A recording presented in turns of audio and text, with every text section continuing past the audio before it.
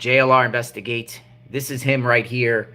This is Mr. Colt Gray. This is the 14-year-old who was just arrested in connection with this terrible mass shooting in Winder, Georgia. We're going to talk a little bit about him because his family has posted something on Facebook. And we said once we get once they identify the suspect and put the suspect's name out there, we will share what we've uncovered about this individual. I found his mother, I found his father, and just earlier today, authorities have raided the home where he lived with his dad. His dad's name is Colin. So come on in, folks. We're going to talk about this case. Terrible tragedy earlier this morning. This was sad, right? This was this individual apparently obtained a weapon. We still don't know how he obtained a weapon, but doing a background check on his family, they have hunter's permits, they have hunter's licenses. So it's quite possible he retrieved the gun from one of his parents, Marcee, his mom Marcee, or his dad Colin.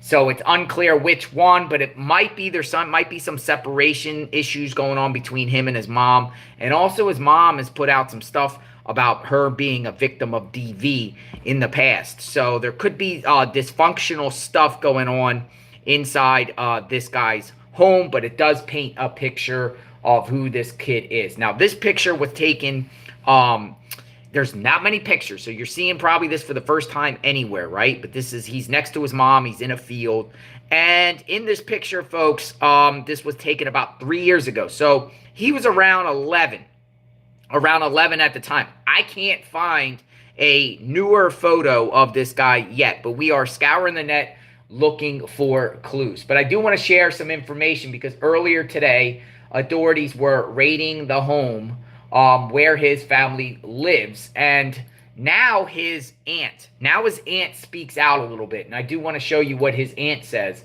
because she's like, whoa, and she shares a lot. So one of his family members seems like she wants to cooperate with the GBI, Georgia Bureau of Investigation.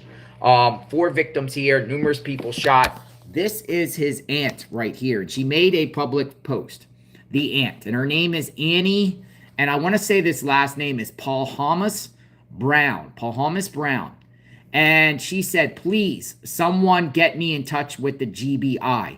I've tried calling. I am not scared. I will not back down. I will not disrespect other parents and families that are dealing with this tragedy on the opposite end. They did not deserve this. You see that? That's her. That's basically his aunt speaking out here. I will not do anything but humbly support the families involved in this incident that did not ask to be participants. With that said, I will not leave my nephew standing alone. Interesting. When Uvalde happened, I told my own children that only hurt people hurt people.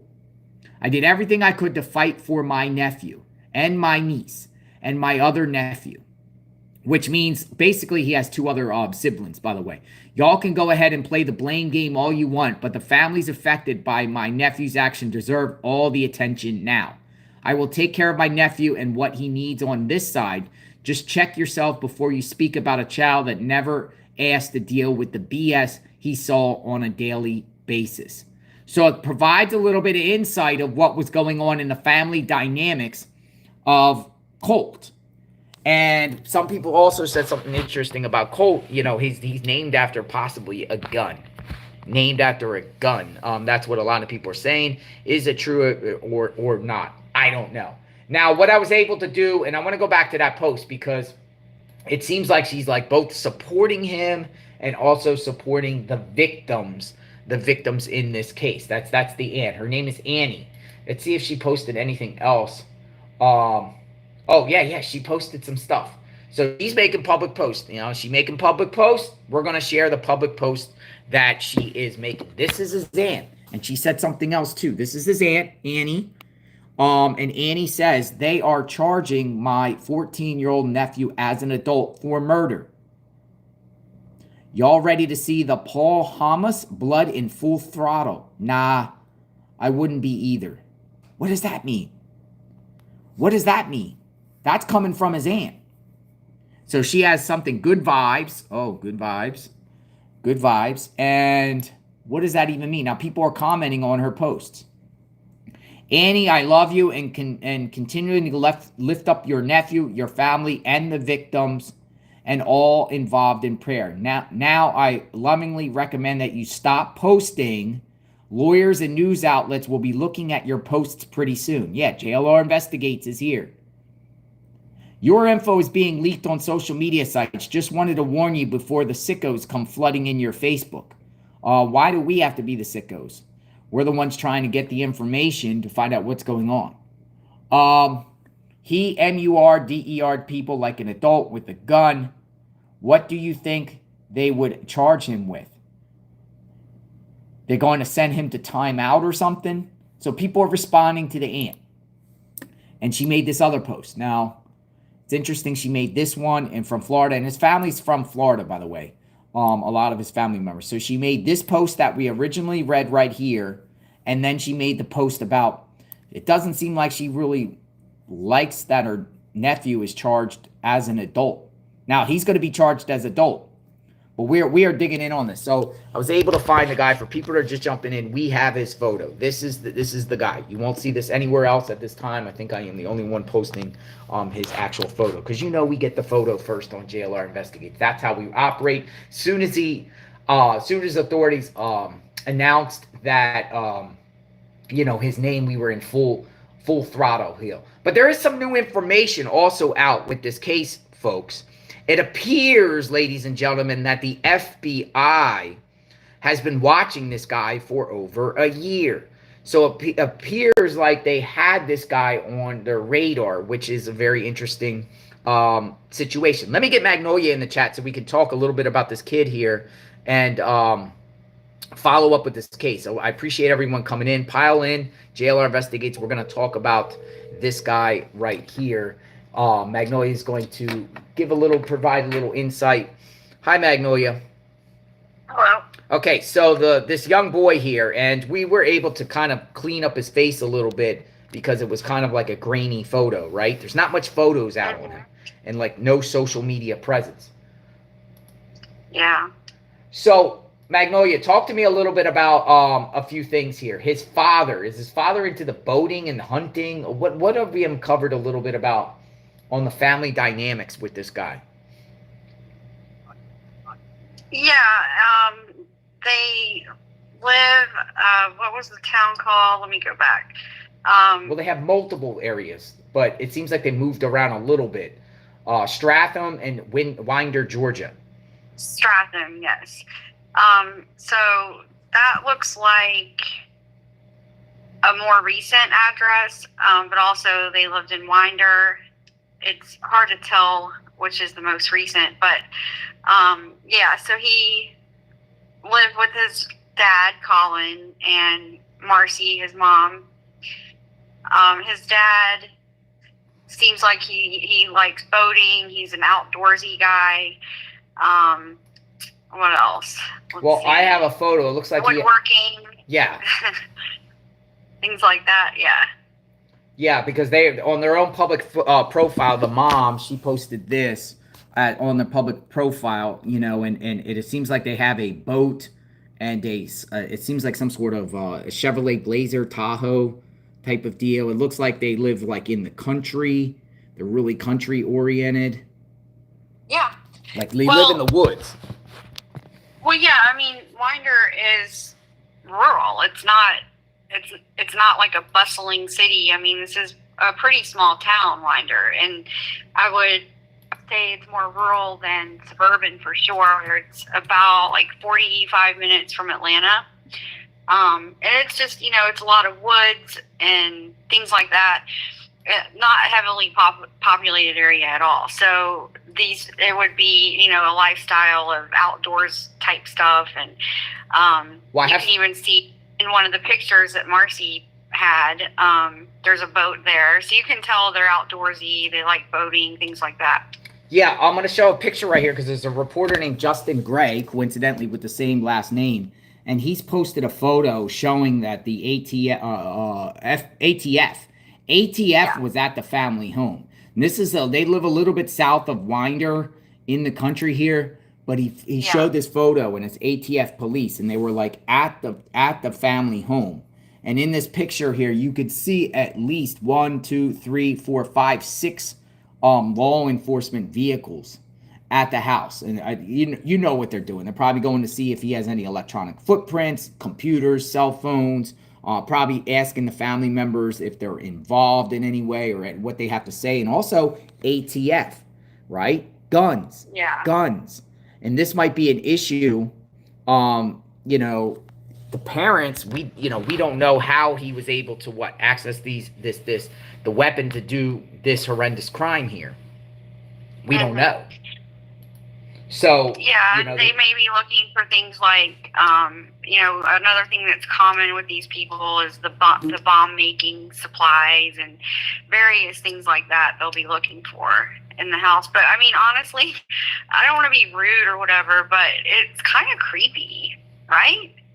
Doesn't the house just look kind of creepy to you? Especially not the picture where you could see the ATF that's from today, but the other picture you showed me. Yeah. It definitely has a I want to say like a Rex Heuermann type vibe to it a little bit. But here's another photo here. This is ATF at the house today, the family's house. So they are there for sure. So you can see that they're taking this very, very seriously here and, going, doing whatever search warrant. Obviously, they had to get a search warrant to do this. But this is showing the consequences, not only to a child's action, but the parents get affected too. The parents, they're probably going to be in some hot water here, both civilly and criminally right here, right? And it appears like that, And, I mean, you got the gun there. But yeah, but what's up with the aunt? Like, what's going on there? So those the aunt seems like kind of crazy, right? Well, she's like, please, someone get in touch with me. I'm touching with the GBI, Georgia Bureau Investigations. I've tried calling. I'm not scared, and I will not back down, she says. I will not disrespect other parents and families that are dealing with this tragedy on the opposite end. They did not deserve this. So it seems like she's like saying at the same time she supports him, but at the same time she supports the victim's family. Yeah, but I'm talking about the newer post that you read. Oh, yeah, they are charging. What was that about the blood of their family, or what was all that? What do you interpret this? I'll read this again. What do all of you, this is the aunt, this is his aunt saying, they are charging my 14-year-old nephew as an adult for murder. Y'all ready to see the Polhamus blood in full throttle? ? Nah, I wouldn't be either. Now, what does that even mean? Blood in full. I don't know, but it's highly inappropriate. Why would she even say that? Like, that's, more that I think about it. Now, we would just talk, we showed this before you came on, but why would his aunt even post that? Like, what do you mean blood in full throttle? Like, she's mad or something? Or is she going to seek revenge? What is she talking about? No, I think she just means that her family, his family, is going to rally around him and do everything they can to help him. Because of the fact that he's being charged as an adult? Because they're coming hard, it sounds like. I mean, I don't know. I probably wouldn't post something like that on the night of an incident like this. So it really kind of raises my eyebrows. Like, okay, what kind of family are we talking about here? Yeah, exactly. But this is the kid right here. Now, I'm expecting very, very soon an actual mugshot of him to come out. Now, this is, he might look a little bit different as, at this time he was 11 years old, it seems like, because this was posted on the mom's Facebook page. It looks like he has a brother and sister also that are younger, it looks like. So, he's probably went through a little bit of puberty, right? Got a little bit of growth spurt to him from 11 to 14, right? You would think. Yeah. So whatever his mugshot is, I mean, because he's young. I mean, 14 years old, charged, with this, mass shooting it's rare. It happens, but it's rare. Mm-hmm. Well. So we're gonna see him in his jumpsuit. But you went through the law earlier today, and he definitely falls into that range where what was it? 12 13 to 17 in Georgia. 13 to 17. So the law is the law. Now I understand that his family, she seems like, the aunt seems like she's trying to say that he's had a hard time, or he's gone through some things, and he's hurting, and that's why he did this. So I'm hearing a lot of like extreme sympathy towards him from the aunt. You know, normally on a mass shooting like this, the family of the mass shooter never comes out. A lot of times, you know, you don't really hear from them, because, or if you hear anything at all, it's like they put out a statement saying condolences, and that's pretty much it usually. So I just think it's interesting that she chose to post something so incendiary on the very night that this is happening, when they're still investigating, and they're probably, as we speak, at the house. So the FBI has released a statement, and they say FBI Atlanta responded earlier today to Apalachee High School following reports of an active shooter. Throughout the day, FBI personnel have been coordinating with and supporting local and state law enforcement. The FBI will dedicate all available resources as requested to seek justice and bring closure to the victims and their families. In May 2023, the FBI's National Threat Operations Center received several anonymous tips about online threats to commit a school shooting at an unidentified location and time. The online threats contained photographs of guns.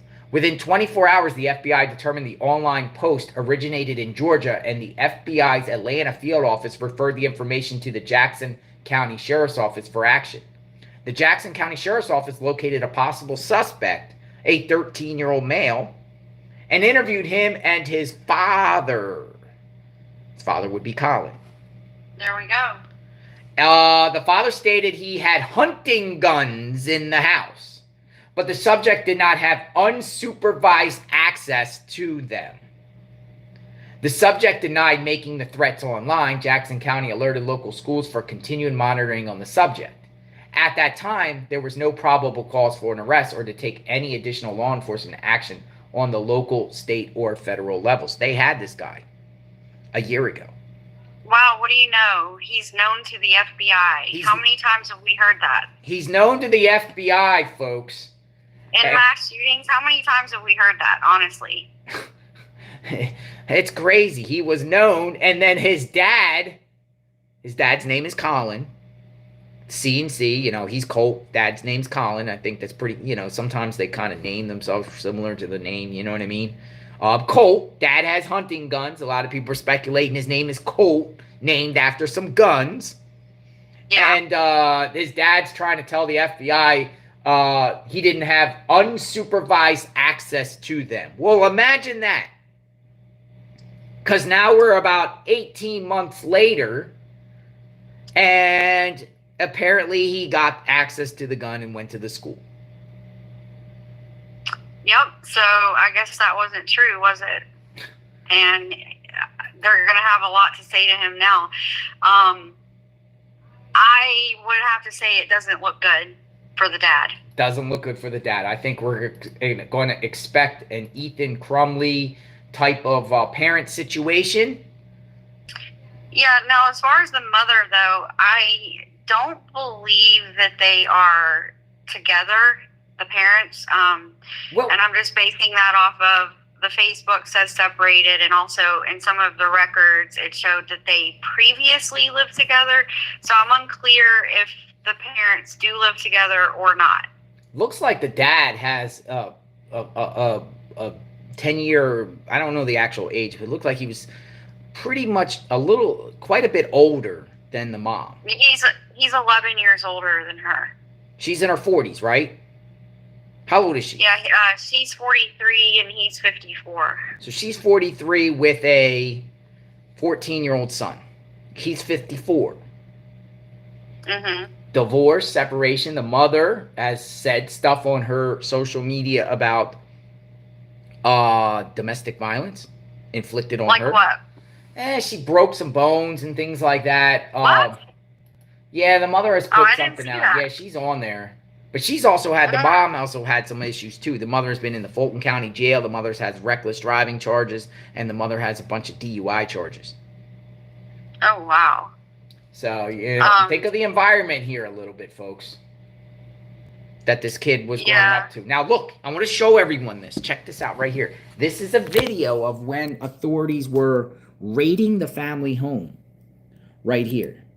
And it seems like they were there. You see, police, they're there. They're arriving. So this was, looks like this was just a little bit after this shooting occurred. And look, they all arrive.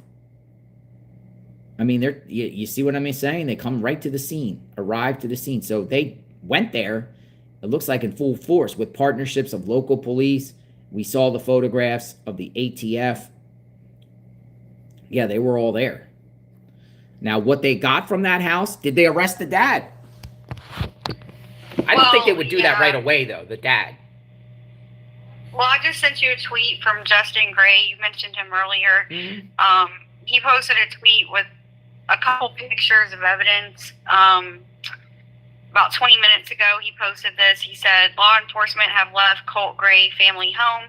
We watched them pull out bags of evidence, including a gun and a laptop. So if you look at the pictures, you can see the laptop.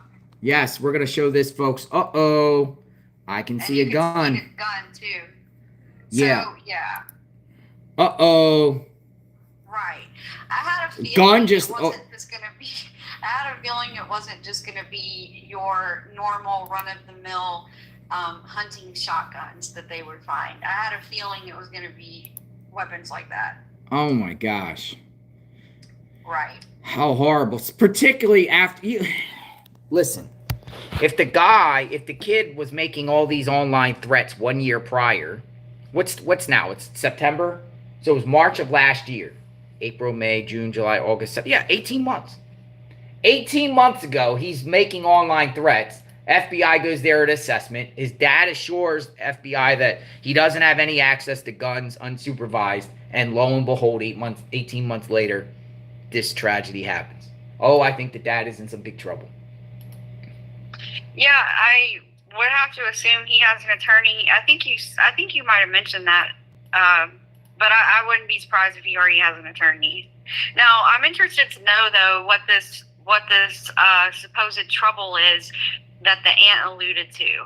And I'm just wondering, because you mentioned that his mother had the DV stuff that she kind of talked about on her Facebook, but was the dad the person responsible for that? That's a question. And did the child grow up in that? Did he grow up in that environment? Did he see violence all the time? Stuff like that. So I think those are good questions in this case. But I'm fascinated by this tiger energy from the aunt this quickly. Yeah, or she knew something and maybe she's blaming because she doesn't say anything about the parents. She says, I did everything I could to fight for my nephew, my niece, and my other nephew. Yeah. Y'all can go ahead and play the blame game all you want, but the family's affected by my nephew's action to deserve all the action now. I will take care of my nephew and what he needs on this side, which she's talking about him. Just check yourself before you speak about a child that never asked to deal with the BS he saw on a daily basis. Yeah, that's what I want to know. No excuse whatsoever. But somebody in the chat said, well, if she knew something was wrong, something was going on, what did she do exactly to try to, you know what I mean? Yeah, and will the father speak and also give a statement? That remains to be seen here too. The father, I haven't seen anything. Now, the father doesn't really have a social media presence at all. Were you able to find anything on the father as far as a social media profile? No, I didn't. But I also didn't look that hard. But I didn't in the couple searches that I did. It was really just the stuff about the boats and his household information and things like that. And it's the hunting licenses. Multiple amounts of they have hunting licenses. That's what I was able to see. And we got a bunch of greats, but it seems like they're the only ones this little small. He doesn't have really a big family. He does have two younger siblings. Um, but I haven't seen like an extended family of Grays in that particular area at all. There's Florida tie element to it. I think he maybe lived in Florida at one point in his life. A little bit of Florida. Um, but I've been looking to try to get as much information. And, we put this out there for all of you to also provide information if you know anything about this guy firsthand. Yeah, I have a picture of his parents. I mean, we posted it. I mean, um, you know, there's pictures of his parents. I mean, there's a picture of his mom, and then there's a picture of his dad with his back turned. Actually, I believe this is his. Well, I'll show his parents. I'll show his parents. I mean, if it, all right. So let me go here. Could be an old relationship too. So let me just stay with me. Stay with me here. Anything you would like to add, Magnolia? While I look for the dad and the mom together. Someone in the chat, Bird Dog, said that they're friends with his aunt. Is this the same aunt that we read the statement from? I wonder. Yeah, please share that information. Like, so if a family member, somebody that knows, tell us what's going on. Say in the chat, share a little bit of insight, because the curiosity is, who is this guy? What was his family upbringing? Why did he do it? How did he do it? What's going on here? Like, what happened here with this case? Like, what literally happened here? Because this to me is like, I mean, you're dealing with somebody that's very, very young. Now, his mom posted a picture with some guy here. And it might be his father, because this guy looks older. This is his mom and his dad. It looks like, or some guy. This was in 216. 216. So, it could be his father, or at least somebody involved in his life, stepfather. But the guy looks, significant, looks older than her. Remember, you said what? Yeah. 11 years older. Mhm. So that looks like kind of like 11 years, right? Yeah. And if anyone could validate that in the chat, would appreciate that. But she posted something, his own mom, and I want to get this. Now here's also the dad too. But see, I want to be careful here. Rebecca, the person that Daily Mail is showing, I am going to guess is one of the victims. One of the victims was an autistic black child from, how old was he? Let me see. His name was Mason Shermerhorn.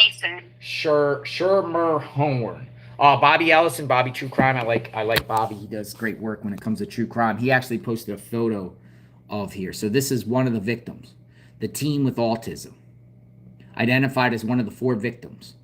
14-year-old Mason, a student with autism, had been confirmed as one of the victims. His family confirmed his death after sharing his photo on social media when they were unable to contact him after the aftermath of the incident. In addition to the fatalities, 9 others sustained gunshot wounds, while at least 5 people were treated for anxiety and panic attack symptoms. So our hearts and prayers go out to Mason's family, friends, and fellow students. Very, very sad. So that was 4 and 9 injured. There was conflicting reports earlier. What they said, like 30 people got injured, but then they narrowed it down. Yeah, they did at one time. They had it at first like 2 dead, 4 injured. Then it bumped up to 4 and 30, and then it went from 4 to 9. 4 to 9. But yeah, the mother. Yeah. No, go ahead. Oh, go ahead. No, go ahead. Well, I was just gonna say, so there's an interview that Jonathan will play in a little bit that I sent over to him. So the way this kind of transpired was there's an interview with a student that was actually sitting right next to him in class, in algebra class, and he got up to leave the room, and when he came back, he had the gun, and so the teacher wouldn't let him in, not let him in that room, and so he went to the next room over and started shooting. And I think that may have been the special education classroom where Mason and the teacher, David Phoenix, were. And so that's how it kind of started. Now look at the mom posted in 2022, his mom. She posted this on Facebook, and she said, any female that is going through hardships, heartaches, or digging their family out of 13 years of domestic abuse, take my advice. Put Mona and Encanto on repeat. Who's Mona and Encanto? Encanto? You can thank me later. Maybe music? Yeah, maybe music. So she's acknowledging that something was going on in her life for 13 years. And she posted that in 2022. So in 2022, November 2022, so he would be, Colt would be 12 at the time, you know, like 12 at the time, and she's talking about 13 years, so that's interesting there. Somebody said it was a movie. Oh. Somebody said it was a movie. Oh, Mona. Oh, okay, yeah, Mona. It's a cartoon. It's a animated movie, yeah. All right, so she also says this. She says something about this. Now, can someone decipher this? It's like kind of, she goes, from my husband. Oh, man, it's glaring. From my husband's first memory. I don't know why it's glaring like that. I don't know why. Okay, there we go. It just says something here. I'll read it to you. It says from my husband's first memory, all he knew was abuse. Several physical abuse. I'm talking everything from getting a broken arm at age 8 while he was totally asleep to having a bar stool crack his skull open. I still rub my fingers across the scar gouge on his scalp, and I think to myself, how? I can't even comprehend it. And this is what substance abuse can do to a mama, a daddy, and a spouse, a sibling, you name it, and it will reach them. What does that mean? Anybody know what that means? Who's she talking about? She's talking about the dad? I think so. To my husband's first memory. So she's saying that the father, Colin, was abused as a child? That's the way I take it. Look, I'll play it again. Everyone, check this out. Yeah. It's right here. But it's I get this glare. Let me see if I can turn down the thing. Yeah, I can't get I can't get this. It's got a glare. I apologize, but yeah, I can send you a picture. You could go to our page itself and you can see. We just did an emergency live here, so we just bumped it up this way just to get the information out. Yeah, so it seems like what we can ascertain from that is it sounds like she's saying that her husband grew up in an abusive home. And she's but some posting kids about it on Facebook, I guess. Yeah, but some kids, grow up in hostile, crazy environments and poverty, the worst, and they grow up to be productive people. You know what I mean? I'm just saying, I don't want to say this is an excuse for this guy doing this thing, because there's millions of people that struggle and have bad households, and it doesn't make somebody a mass shooter or anything like that. You know what I mean? Mm-hmm. I'm just saying, some people might have sympathy and sorry. Well, the person had a bad lifestyle. The defendant's attorneys always try to do that, mitigating circumstances about a situation. Oh, blah, blah, blah, the household they grow up to try to get sympathy. But still, that's not an excuse. A lot of people grow up in bad households. So there's a comment, apparently, another comment out there posted by the aunt. Mm-hmm. I don't know if you can find this, but someone put it in quotes in the chat. She had left a comment, quote, "My sister was on meth and tied my mom to a chair and left her for 24 hours. She waited until my dad left the house, set up the chair and tape. Oh. She threatened to kill her husband and then herself. She then told my mom that she would specifically kill my oldest nephew just to get back at mom." So this sister apparently is making these comments saying that Colt's mother threatened to kill him to get back at her own mother. Yikes. Talk about drama. Wow. What's your take? Right. What's So your I think that, yeah, we'll have to look more into those allegations, but I think we've quickly established that this child comes from an abusive background, possibly generations of abuse. yeah? And it's just a lifestyle, drugs, yeah, drug addicts. This is not sounding, yeah, this is not sounding good. It So sounds like a pretty extreme situation, I feel like, if just based on the couple things we've heard so far. so his classmate that sat right next to him spoke. 14-year-olds Yes. in algebra class. So they were in algebra class. So it was algebra class. That's that interview you sent me, correct? Yes. I'll call you back in a few. I want to play this for everyone. Okay. All right, so check this out. His classmate that sat right next to him today speaks. She speaks. She comes out on the record. It's always good to hear insight about what was going on in that moment. So I got the interview here. Let me get the interview, and we will play this right here. Now check this out right here. Let me introduce you to Lila, who's 16 years old. She was actually in algebra class just this morning, elbow to elbow with that shooter, Colt Gray, as he's been named by the Georgia Bureau of Investigations. Lila, let me first start with, how are you? How are you coping? I'm okay. I'm pushing through it, talking to friends, making sure, everyone else is okay, checking on people around me. Can you bring me back? What happened? I just remember, the moment that it happened, he was at the door, and I knew they were looking for him already, but he was at the door, and they almost let him in until they backed up, and then he turned away, and that's when you hear, the first rounds of fire. So he was in class with you, in algebra class. He left.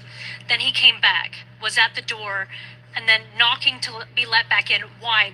You told me something about the doors. Yeah, they lock automatically, so you have to be let in to come back into our classroom. So I think he wanted to come to us first. Come to you first to shoot? Yes, to shoot us class. And then he was at the door, student went to open the door, and then what happened? She backed away. I think she saw him, or maybe somebody said something, but I'm pretty sure she saw that he had a gun, and so she backed away. So she was about to let him into the class. You think to shoot the students, saw that he had a gun, did not let him in. What happened next? He turns to the classroom to what would have been my right, and he just starts to shoot, and you hear about 10 to 15 rounds back to back. What did you hear? What did you think was going on in those moments? As soon as they didn't let him in, you kind of I don't know, I already kind of had a feeling it was gonna happen and it was him, but as soon as they didn't let him in and you hear the gunshots, you kind of know. You knew that something very bad was happening next door. Did he ever say anything? No, he never really talked. He was pretty quiet. He wasn't there most times. Either he just didn't come to school or he just would skip class. But even when he would have talked, it was one-word answers or just short statements. You told me off camera you weren't surprised that he would be the shooter. Why is that?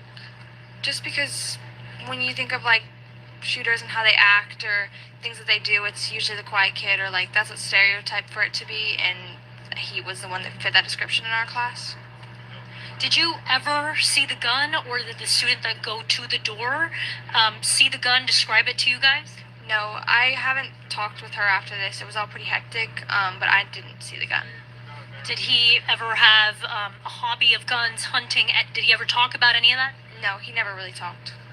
Can you tell me what it was like inside of the classroom when you hear those gunshots go off? How I heard that you helped to keep the other students calm, right? Yeah, most of when we heard it, most people just dropped to the floor and kind of crawled in an area, piled on top of each other, lost a shoe when they were, trying to get to a corner. The teacher turned off the lights, but we all just kind of piled together. And I pushed desks in front of us. I was just telling people oh, push desks in front of you, block in front of you, get low, things like that. And are there any metal detectors in the school? No, not that I know of. Did you guys drill for active shooters? We know that some school districts do that. They were silent drills, so we stayed in our seats. The teachers kept teaching through them. I think it was more for like the system of it instead of like preparing us. How quickly, from the moment that you heard the gunshots go off to the hard lockdown alert going on the screens, letting everyone else in the school know that something had gone wrong, how long did that take? Do you recall? Maybe a couple minutes, but it wasn't instant. At what point did you know that this was over? When the cops came in the room and asked us to put our hands up, asked us if we had anything. A little bit after that, they let us all out. But when it was kind of quiet, you hear like cops yelling, but it's kind of quiet. There's no more gunshots, things like that. What was that communication like with your parents? I mean, all of us have phones nowadays. I spoke with many students texting what they thought might be their last words to their parents. What was that like for you? I called my mom. I called her and I was like, oh, they're shooting up the school. She thought it was like, she didn't believe me at first, and I was like, no, they actually are.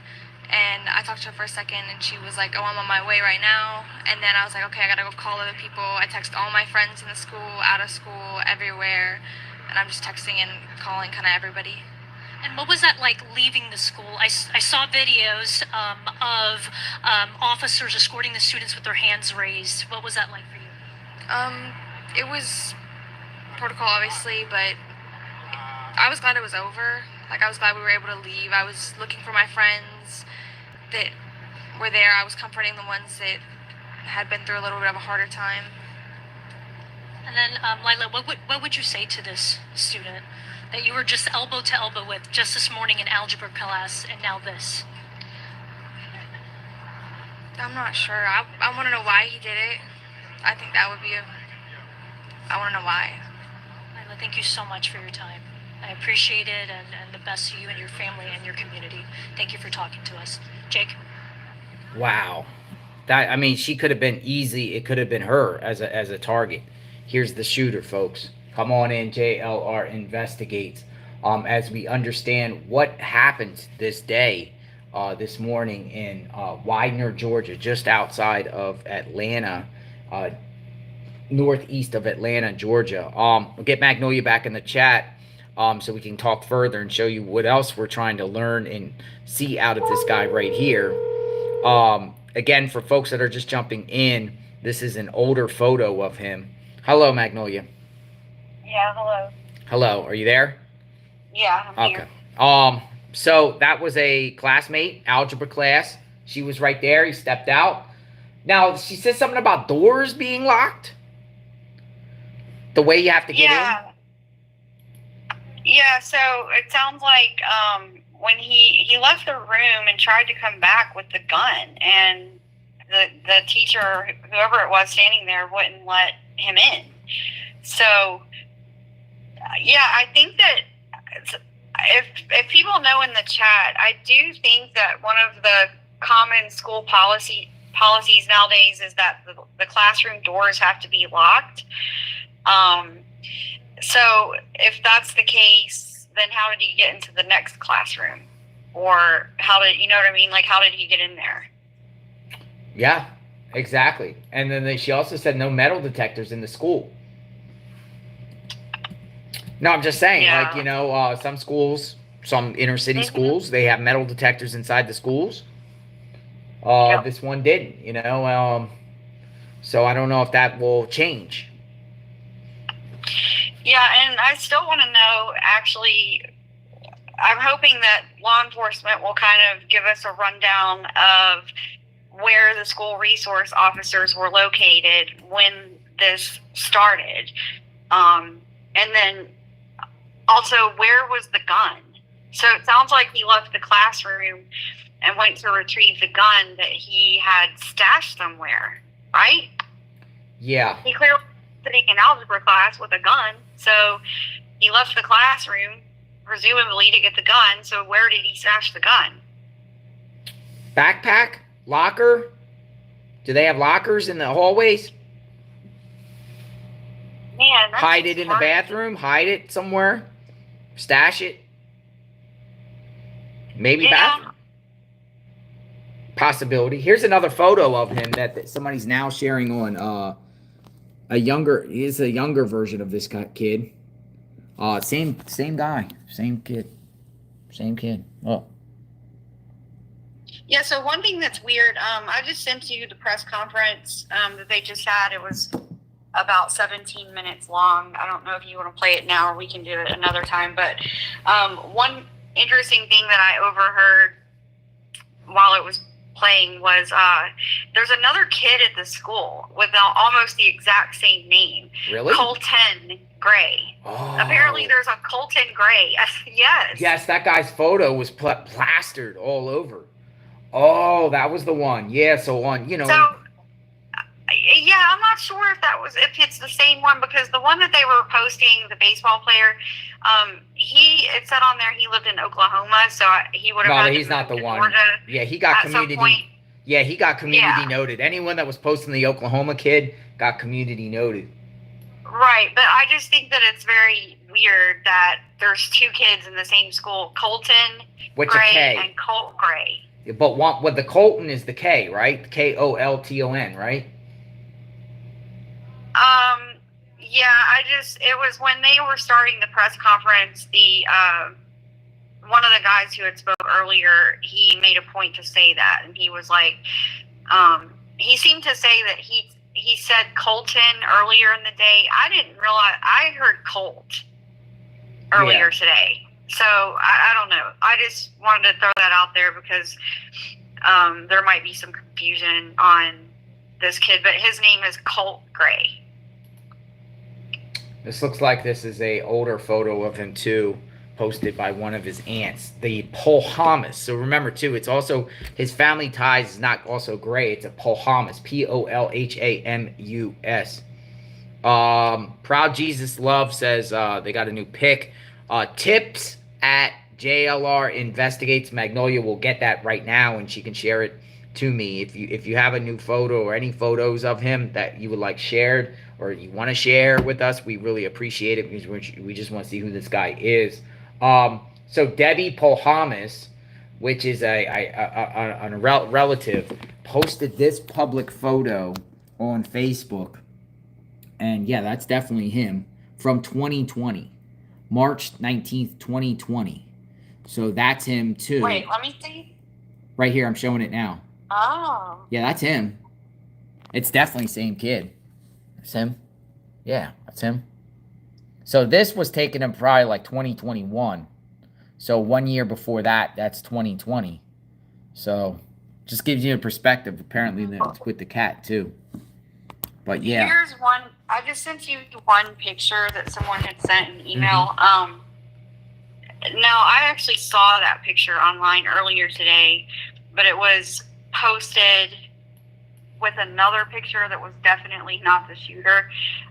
Is that him? So that's one of the ones that someone emailed to us. Do you think that's him? I don't know if that's the same email they're referring to or not. The one where it says Tata at the bottom? The one that says what? Tata, T-A-T-A with the heart at the bottom. This photo here. He's dressed in black. Dressed in black. Do you think... In the bathroom. Should I show him? Is it him? Well, let's see. What did they say here? See, we want to make sure. We want to make sure. We want to make sure, folks, that we get the right people, because we don't want to put, accuse, some. I mean, because we're dealing with here. We want to get the information right. You got to be very. Yeah, careful. I don't know if that is, because that is the same. That's from the same tweet I was just talking about, and I just pulled it up, and it's the one where they had showed. Now I don't know if you saw this or not. Let me send it to you.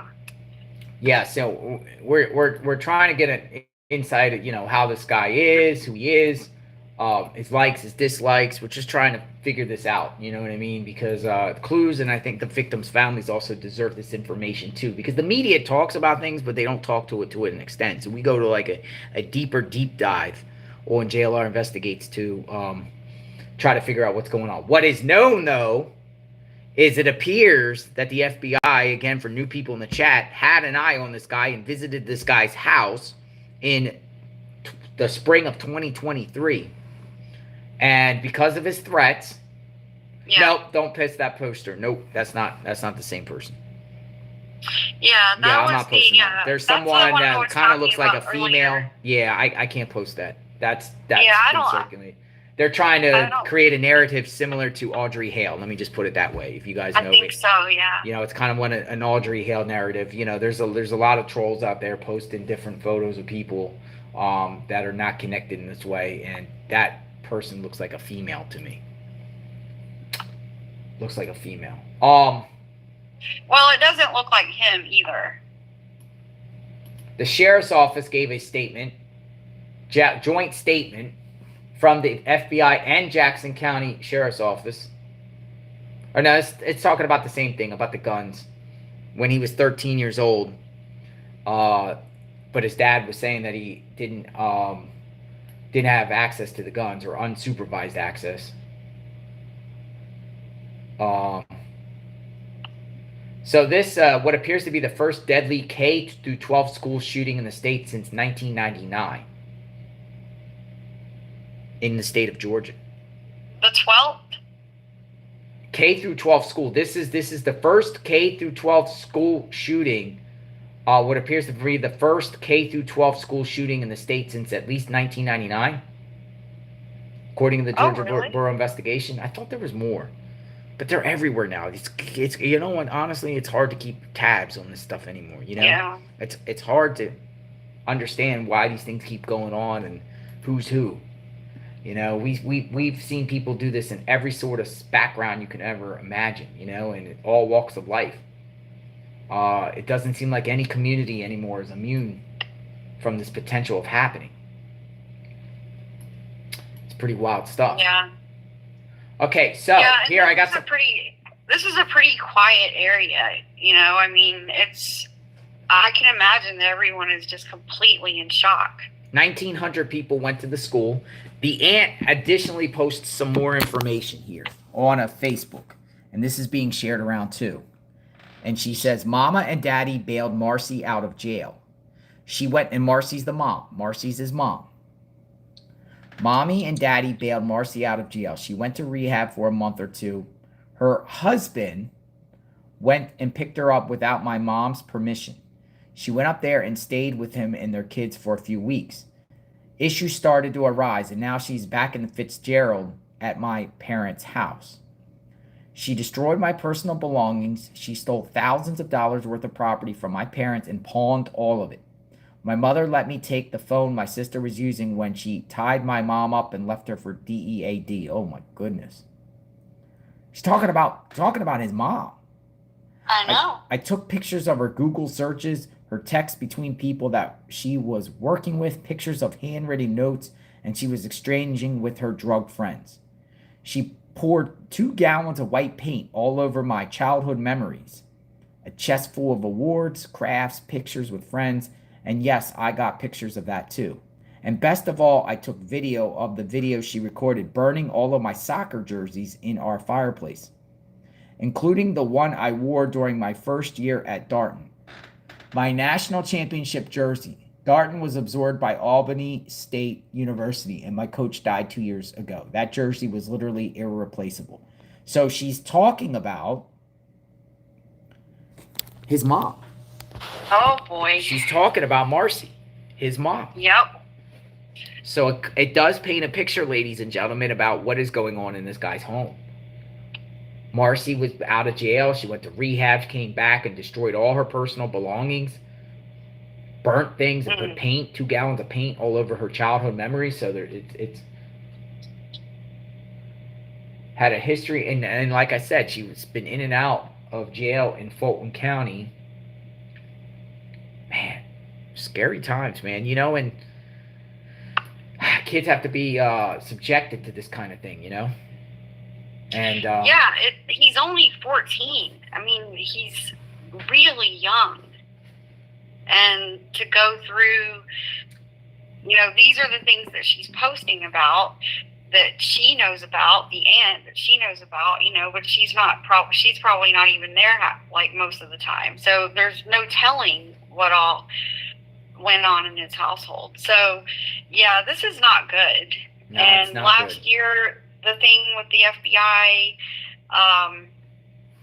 just coming and going and being like, oh, well, you know, there's nothing we can do. That's crazy. This is the right kid, folks. We have the right kid. This is the shooter.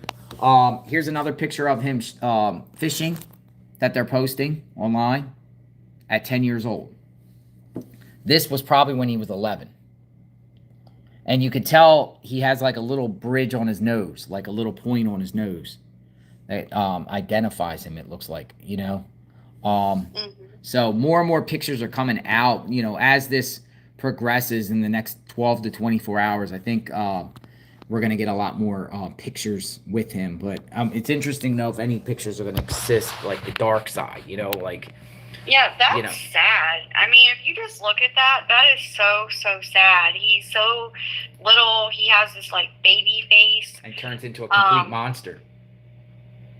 Yeah, it's really, really sad. But it also puts in perspective, folks, you know, people's homes, and it seems like there's all types of weird stuff being circulated. You got to watch out when you see these stuff on Twitter, because there's so much misinformation.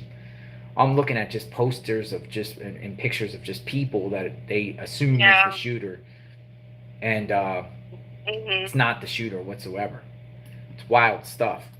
Any additional information that they're sharing out there, Magnolia, on this Colt Gray guy?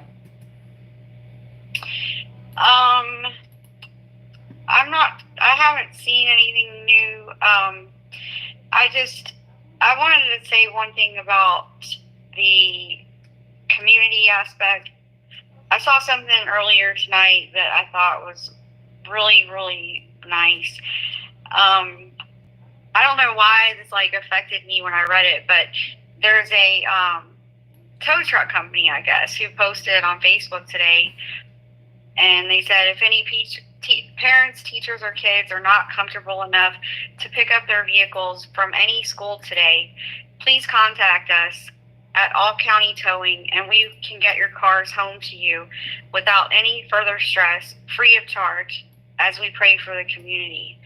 So I don't know. I just think that's so nice. Yeah, I love to see the community come together, and that's something that we always see in these situations. Yeah, the community always comes and everyone volunteers or donates and stuff like that. It looked like the reunification today, it looked like they were bringing pallets of water and food. People are arriving. I saw earlier on some feeds, I guess people brought law enforcement food. And maybe it was like pastries or donuts or something. I was looking at the feeds and I was saying, oh, that's good. I mean, it's good that. Yeah, I mean, you saw the scene out there. This is a school with like 1,900 kids. And so you've got all the vehicles there from the kids, the faculty vehicles, all the family members who had to come to get their children. You had law enforcement out there. I mean, it was just, I don't even know how many cars. Probably, I guess hundreds and hundreds probably out there, cars. And that's just, it's just nice to see, like, in the community that someone stepped forward and that was like one less thing they had to worry about, you know? So he's going to be tried as an adult. He's spending the rest of his life in prison. I think they'll try. It seems like, according to the aunt, they're going to try their best to try to keep him maybe as a juvenile, tried as a juvenile, or some sort of mitigating ways to make sure he doesn't spend the rest of his life in prison. But we're talking, 4 people lost their lives. Here's one of the victims, Magnolia. Yeah. Magnolia just shared one of the victims here on Twitter. He was David Phoenix. He's a teacher. He's alive though. He's alive. Yeah, he survived. He survived, but he was the first one. Teacher. He's the special ed teacher. First he was the first one hit, correct? Yeah, I think so. And one of his relatives posted and said, "We're so thankful for all the text calls and messages about my dad, David Phoenix. There was a shooting this morning. My dad was shot in the foot and in the hip, shattering his hip bone. He arrived to the hospital alert and awake. He just got out of surgery and is stable." So, yeah, he went through a lot today. So a lot of people are really happy that he's going to be okay. It seemed like he is like a beloved teacher there. So, and we'll probably hear more about the other victims too. The lieutenant governor actually speaks.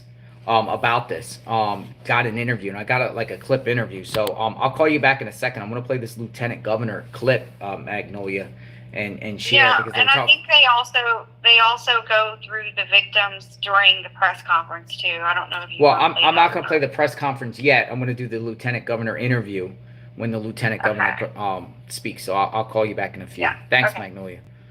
So here's the Lieutenant Governor speaking. I believe it's the Lieutenant Governor, but let's listen. Let's hear what they have to say. We're trying to get the insight. We're trying to process all this at the same time.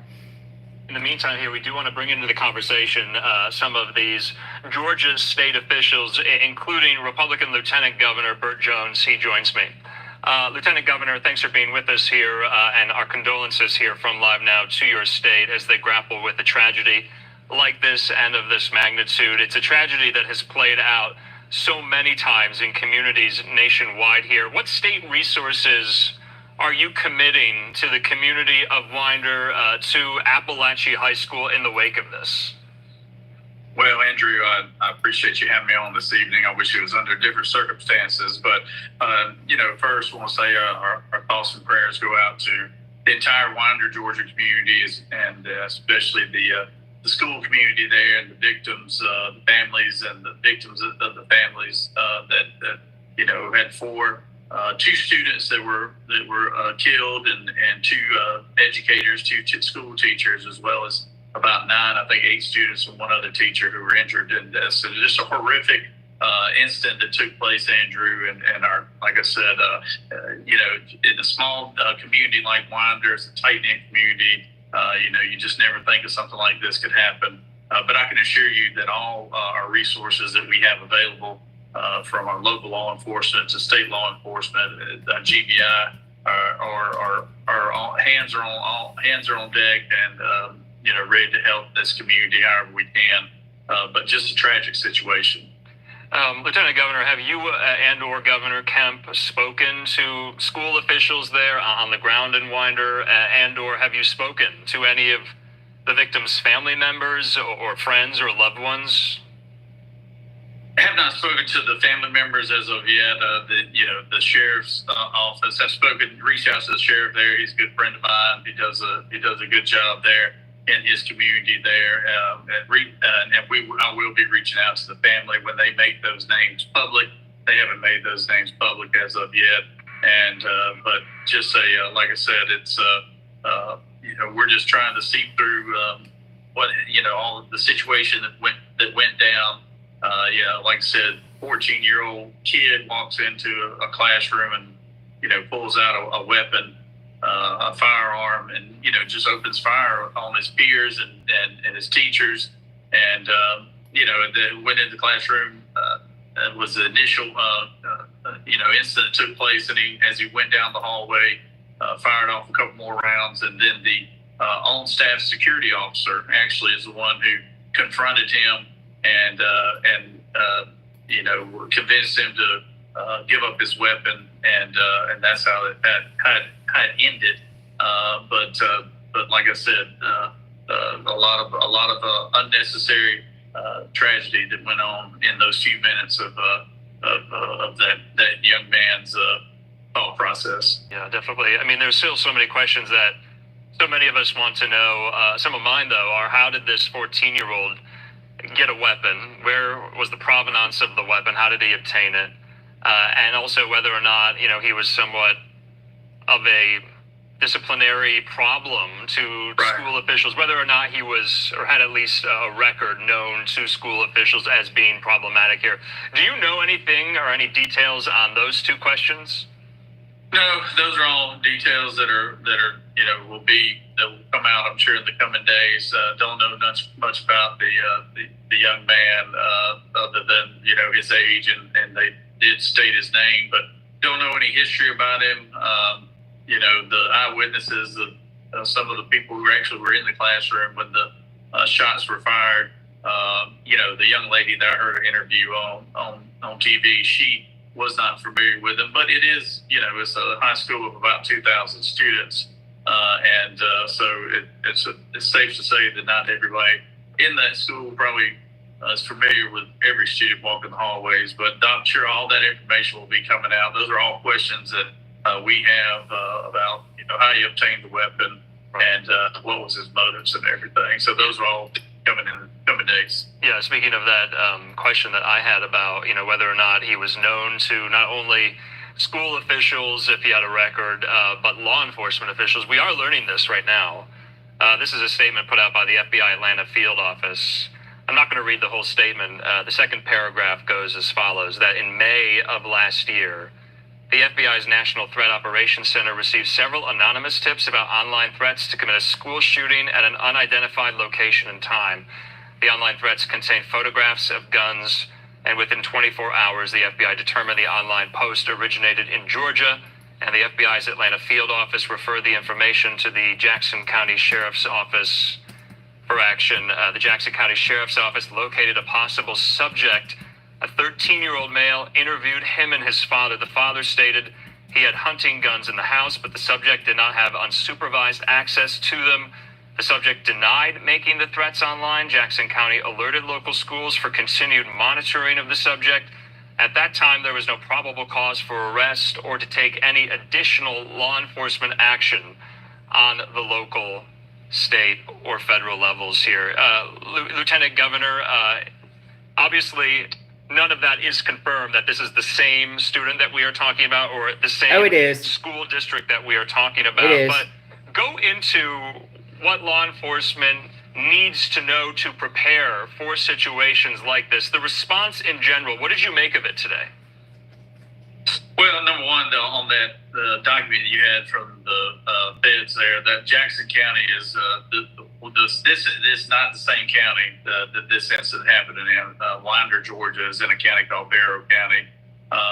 They're probably within 30 miles of each other, but it's not the same county. So, I don't know where that information came from, but the law enforcement, their local law enforcement, they responded. Like I said, it was a on-staff security officer that ended the situation by confronting the 14-year-old, a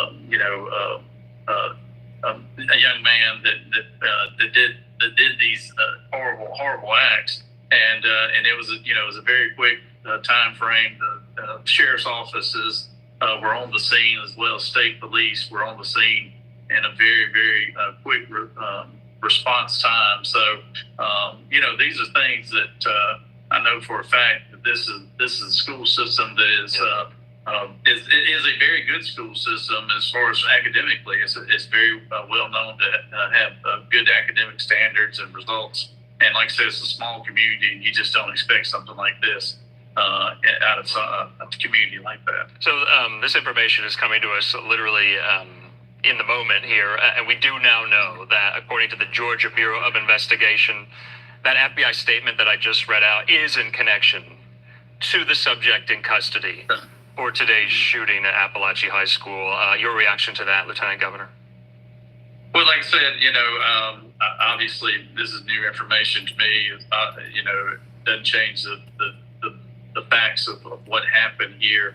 The Jackson County, like I said, is not in the same. The Apalachee High School is not in the same county, but obviously, they're within 30 miles of each other. It could be the same person. I don't know, because I'm hearing this information for the first time. Nonetheless, this situation did happen. It's a tragic situation. It's something that we're going to do everything we can, resources-wise, to prevent something like this from happening again. And once again, all we can do right now in the next few days is just, love on this families, the families that are affected by this, love on this community, and give them all the support and help that we can as a state, and that's what we do plan on doing. All right, Lieutenant Governor Burt Jones from the state of Georgia. Again, thank you enough for your time. Once again, our condolences, we send them to you. Finally, in parting here, what is your message to this community? How can they recover from something like this? The grief is still so raw. Well, this is something. This is one of those instances that you don't ever forget, and this is one of those tragic situations that, as a father, is almost. I just got sick to my stomach when I heard the news about this. I've got a 15 and a 12-year-old I've got a ninth grader, that is the same age as some of the victims today. So this is something that you don't ever forget about. But the one thing I do know, in a small community like Winder, they are going to band together, and they are going to, like I said, circle each other and comfort each other in this terrible, terrible time. All right, sir. Thanks so much for your time. We'll talk again. So I want to show you something interesting here, folks, because when we were talking earlier and we were showing about the Aunt Annie, she just made her Facebook profile completely private. So we were sharing at the beginning of the statement, we were sharing about the aunt saying that she's going to back him at all costs, more or less. And look at this. Now when you go to her Facebook profile, it's completely locked down. She took all her photos private. It's nothing there. She made it private. So somebody got to the aunt and said, you better make your profile private. And apparently that's what she did. So I thought that was interesting. Maybe they were seeing, they were on JLR Investigates, and they're like, we got to make it private. Because people were telling her, make it private, make your private. Don't stop saying these things. Stop saying these things. Let's get Magnolia back in the chat. That was Burt Jones, Lieutenant Governor. So you spoke to one of these politicians. I heard people in the chat saying, what are you going to do, politician? What are you going to do, a solution to make sure this doesn't happen again? Serious red flags across the board. And we're going to talk about it with Magnolia. Magnolia. She made it. She made it private. Yeah. Well, I mean, I kind of said that earlier. Like, I was really surprised that she would post that stuff. Just that tone that she kind of took was a little bit much. So I'm not surprised that she privated her account. I think it's interesting. Some of the comments that you showed that she had posted, I noticed that they were like weeks ago. So it seems like she spent time talking about her sister on Facebook regularly, it seems like. And I kind of feel like now that we talked about all the stuff that we know or that's been alleged, maybe she's going to try to make sure that her sister is charged with something here. Maybe that's what she's going to try to do. I don't think that she's going to be able to stop them from trying him in as an adult, but I wonder if that's kind of what she means, that she'll make sure that the mother is charged and maybe even the dad. I think the dad almost certainly will be charged. It's just hard to tell with the mom because I don't know how, like, where he lived or how much time he spent with each parent, but just the fact that, we had this issue in 2023 with him and the guns and his dad's guns. I feel like the dad is most certainly looking at charges. Wait. Now, the other thing I wanted to show or talk about, so Jennifer Coffindaffer posted about this tonight, and she she was talking about the fact that he was known to the FBI. Yes, let's talk about that. Now, for people who are just jumping in, this is the shooter. Let's talk about that. This is the shooter, folks. That for people who are coming in, you're seeing the shooter. You see it first on JLR Investigates. This was him a few years ago, so he's 14. This was probably about 11 years old. Not many photos out of him, but we've been showing some photos, and they're slowly coming out as this has unfold. What do you got? What'd she say about the FBI?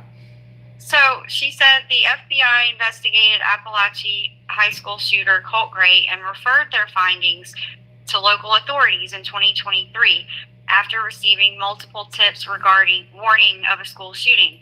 I believe Colt's parents could face serious repercussions if the guns used by Colt were his parents' guns. The fact that the FBI and local LE knew about the issues concerning Colt a year ago are a huge issue. And I think that we kind of agree with that. It's like, wow, really? You already knew about this guy?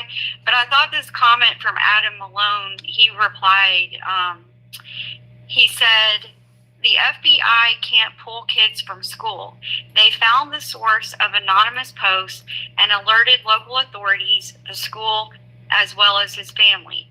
The FBI did gangbusters work here to bring this to the attention of those locally. with resources to aid this kid, and they did nothing. So he's kind of saying that, you know, the FBI, they did come in, they investigated, they reported their findings to local authorities and the school, and, you know, at that point, it's like, shouldn't there be certain rules and laws that they have to follow as a school? But you know right? Well, right now, when I think about the FBI being aware of this guy, it instantly takes me back to Thomas Matthew Crooks, the Trump rally shooter. About, you know, authorities being aware of this guy, right? The guy taking target practice and, you know, all the mishaps in that particular case. It seems like it's another federal government failure on potential shootings.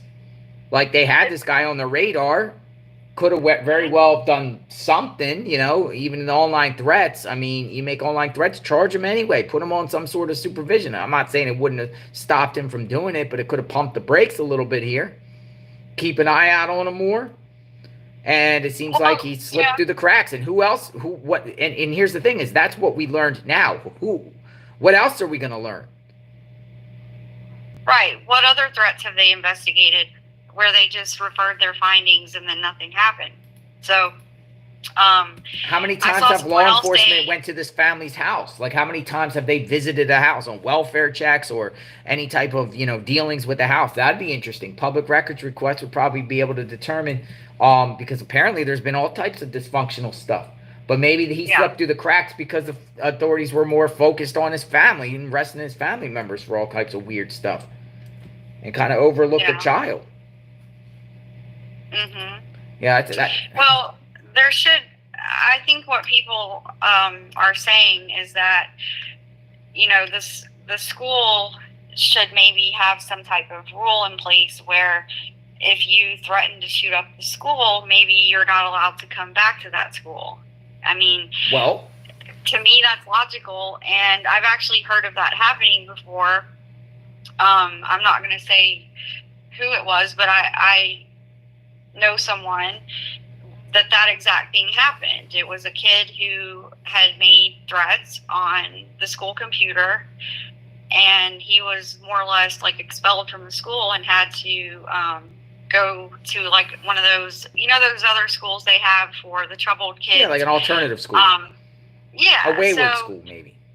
So that is a thing that exists. So that's a procedure that is out there. So don't we think it should be more prevalent, or what's going on? So a kid can just threaten to shoot up the school, and the FBI can come, and everyone is just like, oh, okay, well, he didn't mean it, and then he just comes back to school. So I think that's kind of weird to me. Well, also the reports earlier was I know when they gave that press conference earlier, they didn't really the one, not the one they just had, but the one prior to that, I think the 4 p.m. press conference. Have they confirmed that they in fact received a warning that this guy was going to do this school and other schools, you know, or there was a threat earlier in that morning? Have they confirmed that was legit? Yeah, that I'm not sure. I didn't, because they weren't aware. He wasn't aware of it, or he didn't comment on that. But that's another thing too. Like, just say for instance, someone received. Now this guy has a history of doing this before. 2023. March 2023, feds came to him. Just say, for instance, he did make a bunch of online threats before he went and said, I'm going to go to the high school here and do this, followed by multiple other high schools, because that's what they're saying. They should have shut the school down for the day. Well, yeah. I mean, if they literally got a threat this morning about that, absolutely, they should have shut the school down. I mean, that's ridiculous. All of them. If you have a bomb threat at the school, they make you go home. So why wouldn't they do that in a case like that? So I'm not sure. I didn't watch the press conference. I only overheard like snippets because I was on the phone with you. So I'm not sure if they talked about that tonight. Maybe someone in the chat saw it. I mean, there was reports all day about it. You know, there was God. I just didn't see it.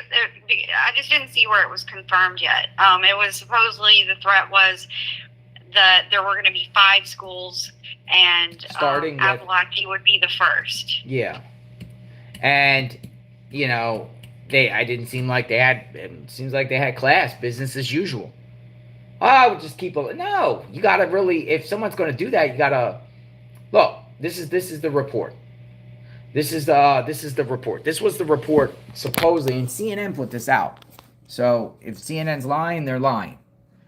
Apalachee High School received a phone call this morning that warned about the shootings. The high school school at the center of today's mass shooting in Georgia received an earlier phone threat. Law enforcement officials in Georgia say Apalachee High School received a phone call this morning warning that there will be shootings at 5 schools and that Apalachee would be the first. Now, what in the world is going on here? They didn't evacuate the school and just like, yeah, phone call now. We don't pay no mind to it. We'll just keep extra vigilant. Put some resources, officers out there, and just keep an eye on the situation. Come on. I mean, I hope that's not what happened. There could be some lawsuits here. Well, so, I mean, you said CNN reported it. We'll have to just see if that's confirmed. Or they might be confusing it with completely insane. Or they could be confusing it with the prior incidents that happened a year prior with this guy. But that was a different county, it looks like. He was living somewhere else in a different county. I think they were saying, I want to say Jackson County? Or one of these other counties. It was pretty, like he said, it was like 30 miles away from Barrow County, where he's from. Again, his family's dysfunctional, so they lived at multiple locations. It just seems like he's been at multiple locations through his young life. Mm-hmm. Ultimately ending up with his dad. Now, why didn't he go? Why was he living with his mom? I don't know, yeah. But the mom, as you heard one of the family members said, the mom was a mess. So he's living with his dad, but his dad's giving him access to guns. I know, and his dad claimed that he didn't have access to them, but clearly he does. So Anon said in the chat that they said in the presser they sent LE to the school and found no threat. So, no threat, huh? Just say, yeah, we'll go. But they didn't even shut the school down. So you just do a preliminary circle in the parking lot, look around. I don't see nothing going. Okay, coast is clear. I mean, what I've always known is, if a school receives a bomb threat or some sort of threat, they shut everything down for at least a while. Sometimes for the day. A lot of times people do it as pranks and everything like that to just get themselves out of school. Or get their friends out of school, and they call and make a bomb threat in the morning, shut it down all day long, Free day off. And that happened in my schools when I was growing up. Kids knew that if there was a bomb threat, we would get sent home for the day. So they would, and Priscilla said the same thing. Most of the time they're prank calls, but they still take it seriously. In this era, you got to take it seriously. In this era, you can't take nothing. If someone says they're going to do something, hey, see something, say something. Take every precautionary measure. In this era, what we're dealing with nowadays, like for instance, Trump shooting, Butler, Pennsylvania, guy seen is running around, flying around a drone, acting strange and suspicious, gets up on a building. It's like federal government knew. In this case, looks like the federal government knew about this guy. Yeah. A 13-year-old. Or did the FBI just be like, he's 13. We don't see nothing here, nothing to see here, or FBI turning a blind eye. Yeah. It's scary to know how many, I was always wondering, it's scary to know how many visits the FBI actually visits to these wackadoodles, out there. And how many, people out, how many actually visits do they do on a regular basis? Because we'd probably be shocked. People probably make threats all the time that we don't know about. And we just never hear about it. We never hear about it. To after the fact. So what I'm going to do is I'm going to do some public records requests. I'll see how many visits, not with the federal government, but with the county sheriffs. We'll see how many visits they made at this guy's house. That will paint a picture. I'm sure other journalists will probably be doing the same thing, and then things will probably be uncovered. And then as days progress, we'll learn more and understand more and fill in the gaps here. But I have a feeling we're going to have a lot of mishaps here and a lot of red flags. I already see a few red flags here. Already. Yeah. You know, just with This the is- protocol of the school and, you know, this guy's priors and this, you know, dysfunctional, the weapons out, access to guns. It's wild. Yeah. Right? Yeah, it's out of control. Somebody said in the chat that they were in the area. Bonnie said that she was actually in our live stream this morning when we were on about Sebastian, and you mentioned the shooting during that live stream, and she said that she had been hearing sirens for several minutes. Oh, really? So we have somebody in the knew area. Something was wrong. Yeah, so I guess she had been hearing sirens, and then you said there was a shooting at the school, and she's nearby. So that's how she found out about it, she said. Yeah, like we really knew about it in like real time. It was like minutes into it. You know, it's weird because, you know, being in the true crime game, and I call it true crime game, the niche, we're getting tagged left and right whenever these breaking stories. We got people, Team JLR Army all over the country, and they just tag, and I started getting tagged, and I'm like, what's going on here? And I'm like, whoa, heavy law enforcement response. And then we didn't really start doing the live till like an hour later, because we were still in the process of finishing up our last story. It's pretty wild. So yeah, that's pretty much it for the night. Anything else you want to add, Magnolia? We're gonna do a deep dive, and then we'll come back when we get more information. And yeah, I'm sure there's going to be a lot more information coming out tomorrow. I expect probably more of the classmates may speak out, and we'll see if any of the family members speak out. It'll be interesting if the sister decides to do any interviews. And we'll then have to see. When does he go? When does he go to court?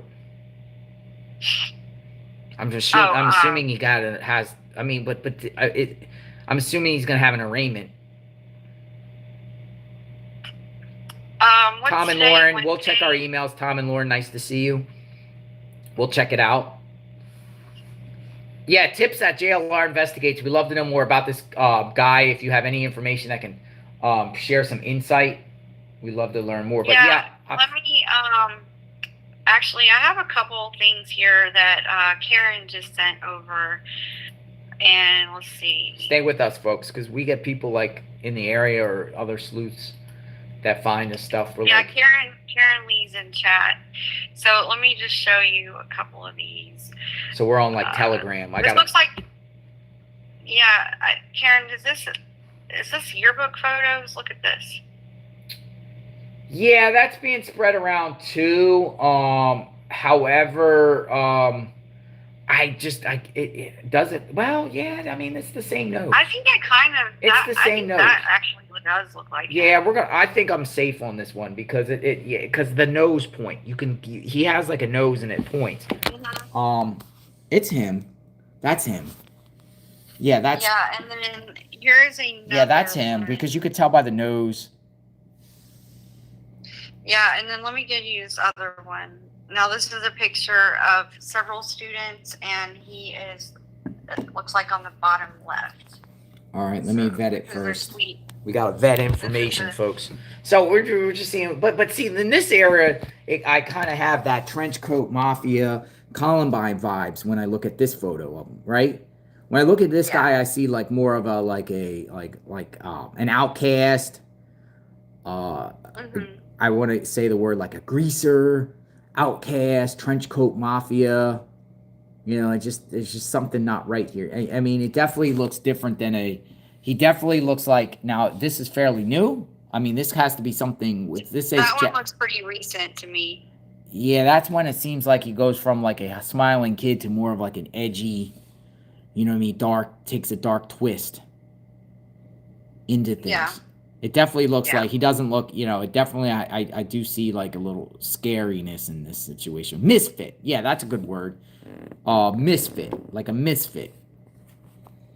Yeah.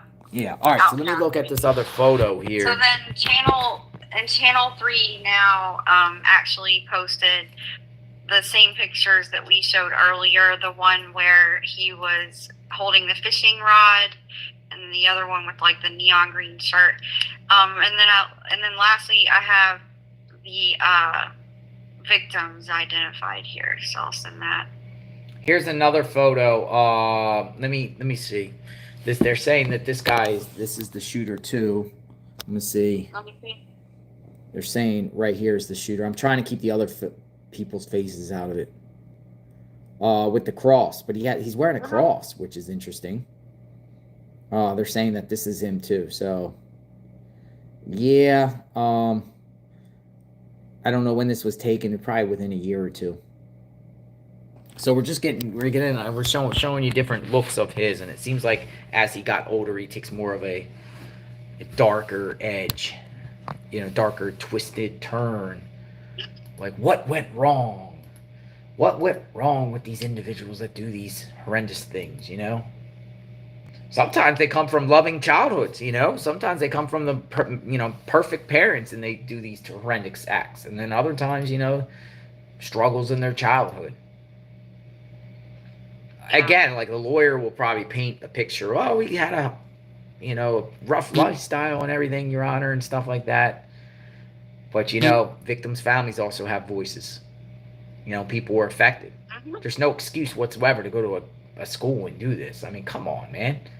It rippled the community. This is something that will be a generational scar. You heal, but you're gonna be reminded. And it's really bad. Anything else you have, Magnolia? You want me to share? Oh, Channel 3. Okay, let me see. Well, what is this? The victims? All right, so this is the victims. So these are some Channel 3 victims. Some of the victims in the shooting. Channel 3 News have posted some of the victims. Some of the victims here. Injured, killed, injured. So it was like 2 teachers, right? 2 teachers and 2 students that lost their lives, right?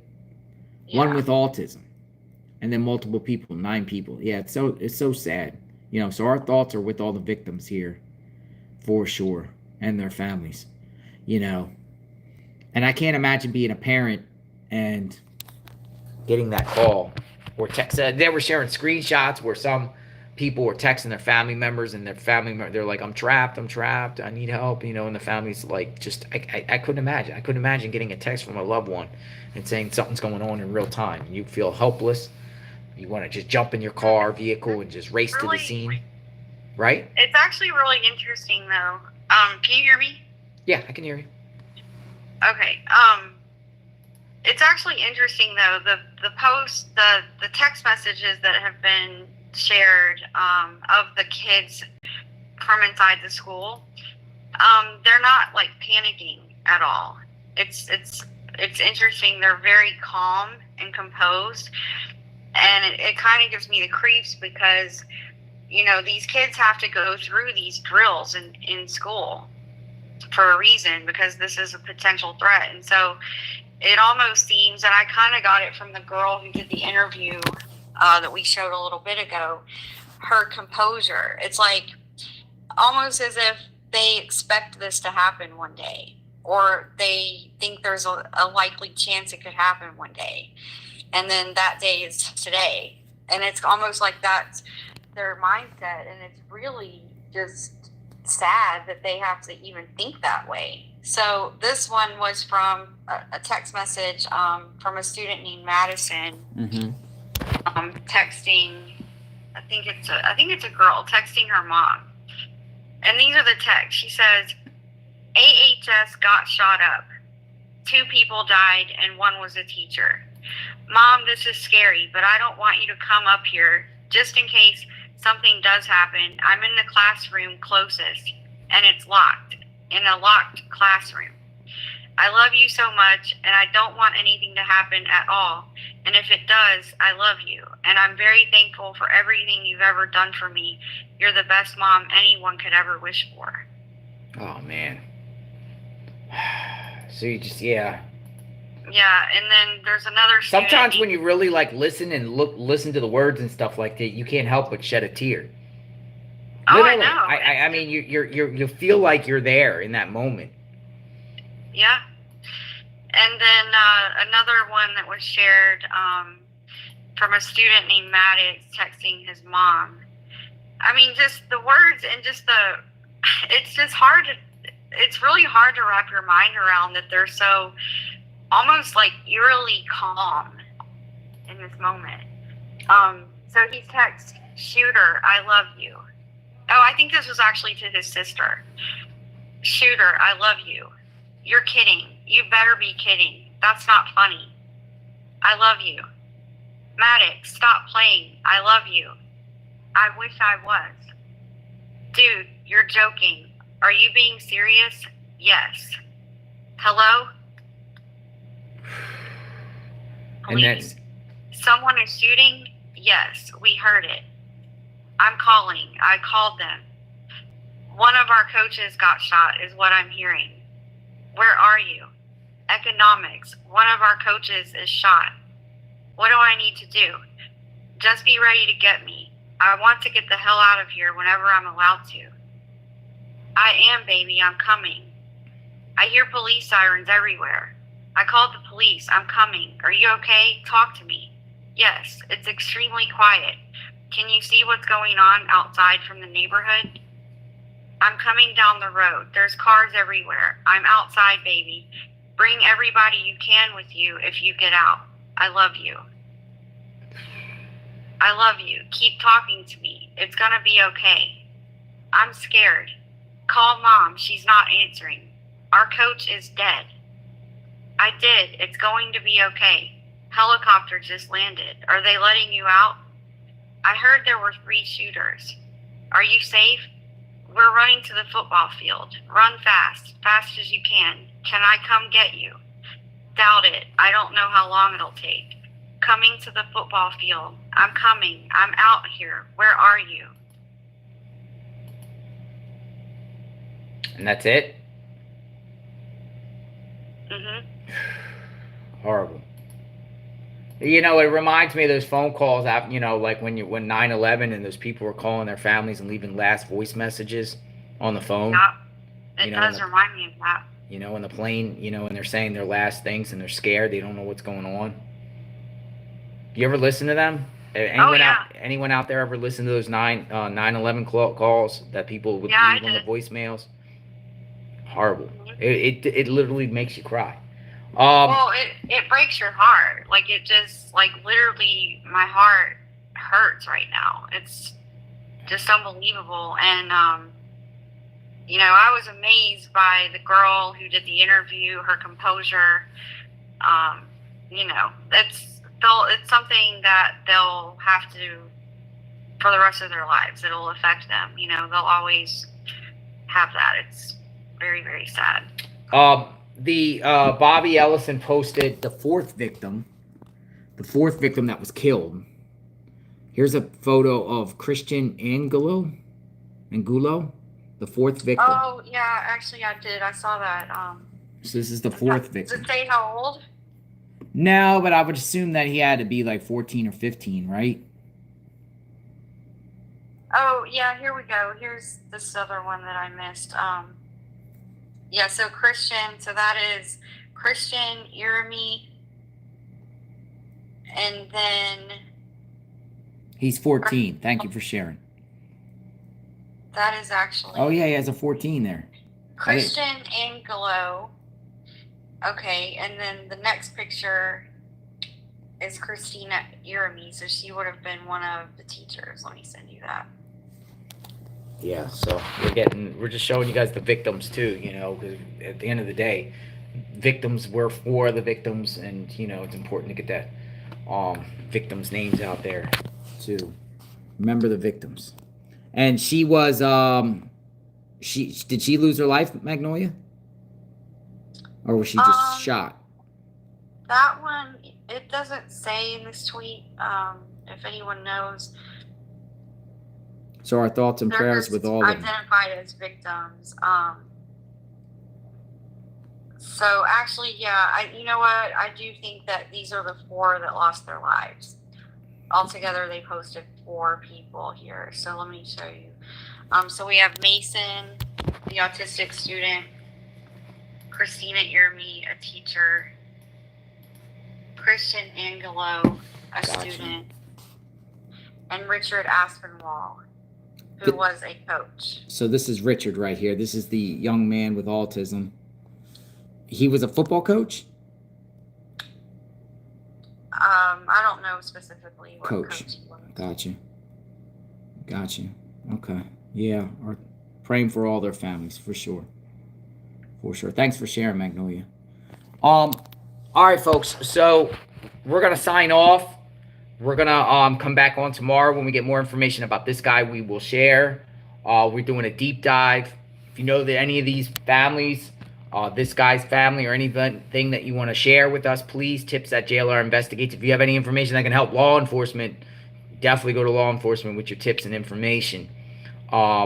He's going to go through the process. So we're talking about a judicial process here. We're talking about court hearings, and who knows, he might try to go to trial, and maybe his lawyers will try to use his age to try to, go to trial and say he was young and shouldn't, we'll see what happens with this court hearing. So we'll play subsequent hearings and we'll follow this through.